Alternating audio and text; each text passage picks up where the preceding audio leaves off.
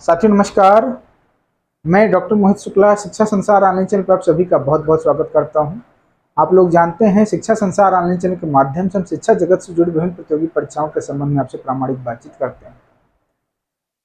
साथियों, हमें इस चीज़ का मलाल रहता है कि मैं बार बार वादा करने के पश्चात भी आपसे नित्य प्रति बातचीत नहीं कर पाता।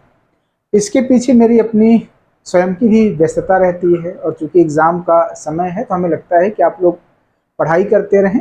जब कोई ज़रूरी सूचना आप लोगों के लिए होगी तो उस पर हम बातचीत आपसे करेंगे और हमारा प्रयास रहता है कि कोई भी ऐसी ज़रूरी सूचना न छूटने पाए जो आपके लिए उपयोगी हो। साथियों, आप लोगों ने असिस्टेंट प्रोफेसर का एग्ज़ाम दिया होगा। अब मैक्सिमम कैंडिडेट के मन में कट ऑफ को लेकर जिज्ञासा बनी हुई है कि आखिर कितने प्रश्न हल करने पर इंटरव्यू देने के लिए मिलेगा। आज हम इस वीडियो के माध्यम से आपसे इसी विषय पर बातचीत करेंगे।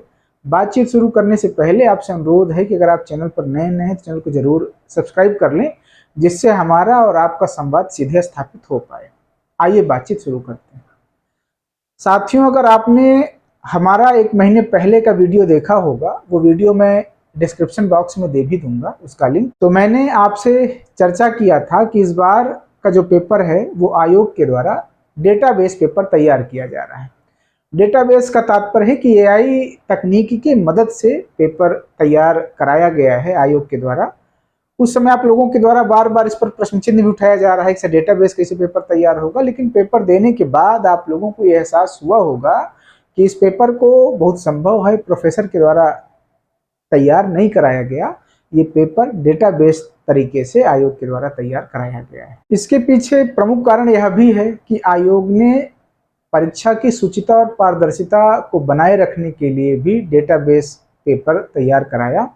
क्योंकि पिछली बार जब परीक्षा निरस्त हुई थी तो आप लोगों ने देखा होगा यह भी प्रश्न चिन्ह प्रतियोगी छात्रों के द्वारा उठाया गया था कि कुछ प्रोफेसरों के द्वारा ही उनके छात्रों को लाभ पहुंचाया गया है। तो इस बार पेपर की शुचिता और पारदर्शिता बनाए रखने के लिए डेटाबेस पेपर आयोग के द्वारा तैयार किया गया। बहरहाल प्रतियोगी छात्रों के मन में इस बार के पेपर को लेकर ये विश्वास पैदा हुआ है कि परीक्षा पूरी तरह से शुचिता और पारदर्शी तरीके से संपन्न कराई गई। अब प्रश्न पत्र आसान क्यों पूछे गए? प्रश्न पत्र आसान पूछे जाने का या आसान बनाए जाने का मुख्य कारण है कि अगर प्रश्न पत्र आसान होगा तो मैक्सिमम कैंडिडेट पेपर करने की जो लिमिट है वहां तक पहुंच जाएंगे।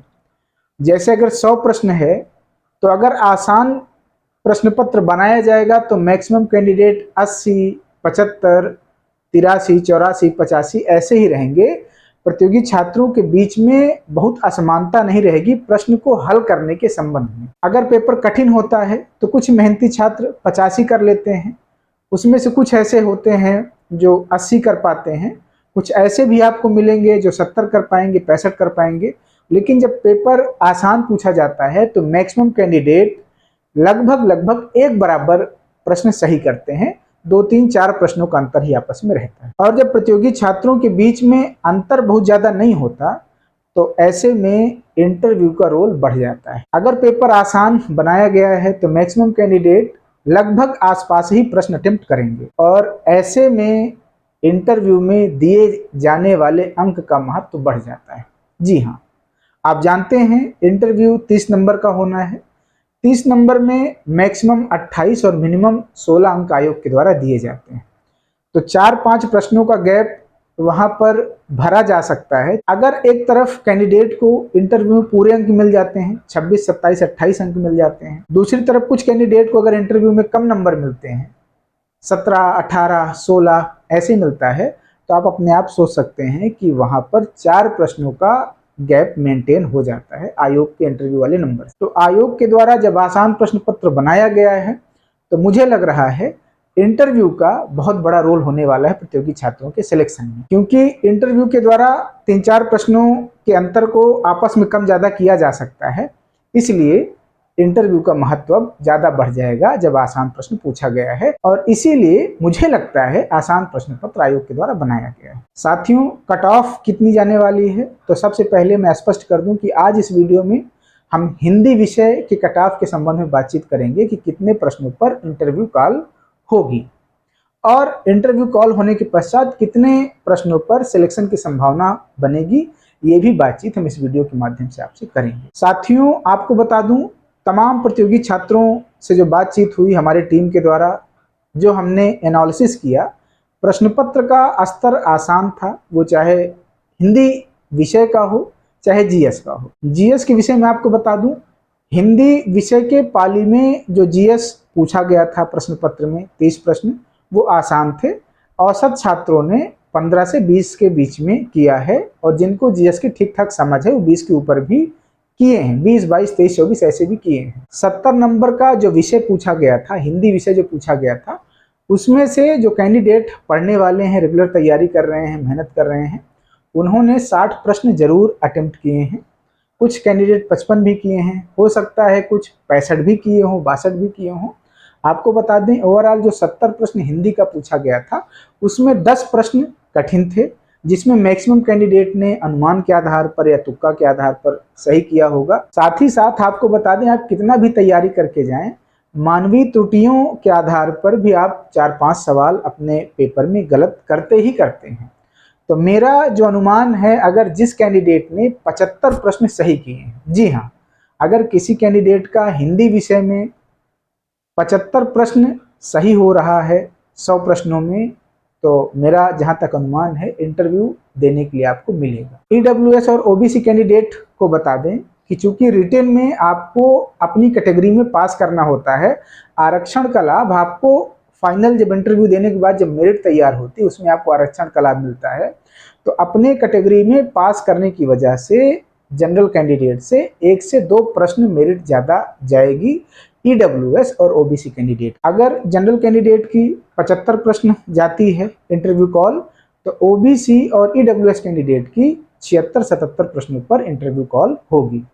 एससी कैंडिडेट के लिए बता दें कि 72-73 एससी कैंडिडेट का अगर सही हो रहा है तो उनको इंटरव्यू देने के लिए मिल सकता है।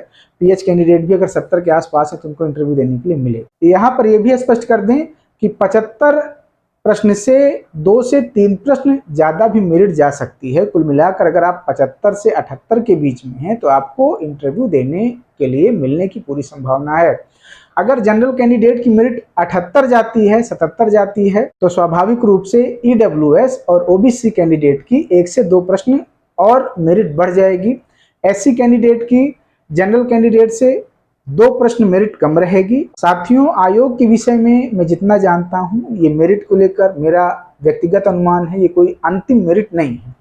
अब प्रतियोगी छात्रों के द्वारा जो तमाम तरह की चर्चा भी चल रही है उसके विषय में आपको बता दें, बहुत सारे कैंडिडेट आपको ये कहते हुए मिल जाएंगे कि मेरिट इंटरव्यू की 80 जाएगी, कुछ कैंडिडेट कह देंगे कि 85 जाएगी, लेकिन जब आयोग की आंसर की आएगी उससे मिलाने के बाद मेरिट का निर्धारण होगा। आयोग की आंसर की आने के बाद मैक्सिमम संभावना रहती कि आप अभी जितना सही किए हैं उसमें से 2 से 3 प्रश्न और आपके कम हो जाते हैं। दूसरी बात यह कि जब आप पेपर देकर बाहर निकलते हैं तो इस बार का पेपर ऐसा आयोग ने बनाया था कि आयोग ने किसी को मायूस नहीं किया। जितने लोगों ने पेपर दिया सभी लोग पेपर देने के बाद मुस्कुराते हुए ही बाहर निकले होंगे, क्योंकि पेपर का ऐसा स्तर था कि मैक्सिमम लोगों को ये लगा कि हमने प्रश्न पत्र बढ़िया कर लिया, बढ़िया हल कर लिया। जब आप घर पर आकर मिलाते हैं तब आपको वास्तविकता पता चलती है कि आपने वहाँ जो सही अनुमान किया था वह भी आपको गलत हो रहा है। साथ ही साथ आपको ये भी ध्यान रखना होगा कि 2022 की परीक्षा है। बहुत सारे कैंडिडेट ऐसे हैं जिन्होंने इस विज्ञापन में फॉर्म तो भरा है लेकिन वो कहीं ना कहीं सर्विस में हैं, तो उतनी बेहतर तैयारी, उतनी अच्छी तैयारी उनकी नहीं हो पाई। साथ ही साथ नए लड़के इस परीक्षा में सम्मिलित नहीं हैं 2022 की होने की वजह से, और 50% अभ्यर्थियों ने इस परीक्षा को छोड़ भी दिया है। आप जहां परीक्षा अपने सेंटर में देने गए होंगे वहां आपने इस चीज का अनुमान भी लगाया होगा। तो ये कुछ कारण है जिसकी वजह से मैं आपको आश्वस्त कर दूं कि मेरिट जो लोग बता रहे हैं कि कट ऑफ 85 जाने वाली है, 82 जाने वाली है, तो इतना इंटरव्यू कॉल के लिए कट ऑफ नहीं जाएगी। इसके पहले भी पेपर आसान आते थे, पेपर को लेकर तमाम तरह के प्रश्न चिन्ह उठते थे, उसके बाद भी 67, 68, 70 ऐसी ही मेरिट इंटरव्यू के लिए जाती थी। इस बार पेपर आसान था तो 75, 76, 77, 78 ऐसे ही मेरिट जाने की संभावना रहेगी। इससे ज़्यादा मेरिट नहीं जाना चाहिए। इस बार पेपर शुचिता और पारदर्शिता को ध्यान में रखते हुए भी कराई गई। अब यहाँ पर यह भी स्पष्ट कर दें, अगर कोई कैंडिडेट आपसे 85 प्रश्न बता रहा है तो उसको मैं डिनाई नहीं कर रहा हूँ, लेकिन 80 से 85 प्रश्न करने वाले जो प्रतियोगी छात्र हैं उनकी संख्या बहुत ज़्यादा नहीं है। जो ज़्यादा संख्या आपको मिलेगी 75 से 80 के बीच में मिलेगी।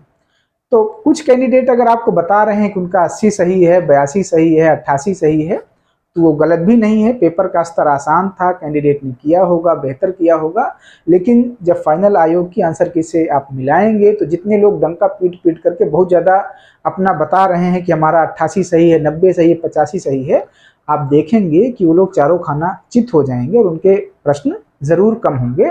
तो मेरा जो अपना व्यक्तिगत अनुमान है, मेरिट 75 से 78 के बीच में कहीं रुकने वाली है। अगर आपने 75 की सीमा रेखा को टच किया है तो आप आसान्वित रहें, बहुत संभावना है कि आपको इंटरव्यू देने के लिए मिले।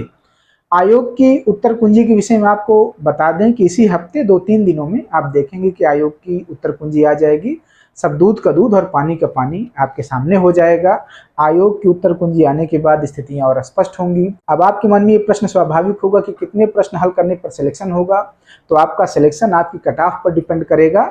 आयोग की अभी तक जो स्थिति रही है, जितना कट ऑफ जाती है इंटरव्यू के लिए, उससे अगर आपका 4 से 5 प्रश्न ज़्यादा होता है और आपको आयोग के द्वारा इंटरव्यू में पूरा नंबर मिल जाता है तो सिलेक्शन आप बिल्कुल श्योर मानिए। अगर इंटरव्यू के लिए 75-76 कट ऑफ जाती है तो जिस कैंडिडेट का 80 प्रश्न सही होगा उसका फाइनल सिलेक्शन हो जाएगा, अगर उसको पूरा नंबर मिलेगा तब। यहाँ पर इंटरव्यू में व्यापक अंतर भी देखने के लिए मिलता है। कुछ कैंडिडेट को 26 मिलता है, 27 मिलता है, कुछ कैंडिडेट को 18, 17, 20 भी मिलता है। तो इंटरव्यू का बहुत बड़ा रोल होने वाला है। तो इस बार का जो पेपर का स्तर था उस स्तर को देखते हुए आपको बता दें कि इंटरव्यू की बहुत बड़ी भूमिका होने वाली है। साथियों, हमने जो आपके समक्ष कट ऑफ को लेकर बातचीत रखी, यह हमारा और हमारी टीम का अनुमान है और यह अनुमान बहुत सारे प्रतियोगी छात्रों से बातचीत पर आधारित है। सही कट ऑफ आयोग के द्वारा ही जारी किया जाएगा। अगर हमारी बातचीत आपको बेहतर लगे तो शिक्षा संसार ऑनलाइन चैनल को अपना प्यार दें, चैनल को लाइक शेयर सब्सक्राइब करें, जिससे हम इसी ऊर्जा के साथ आपसे बातचीत करते रहें। आज की वीडियो में इतनी बातचीत। धन्यवाद साथियों, नमस्कार।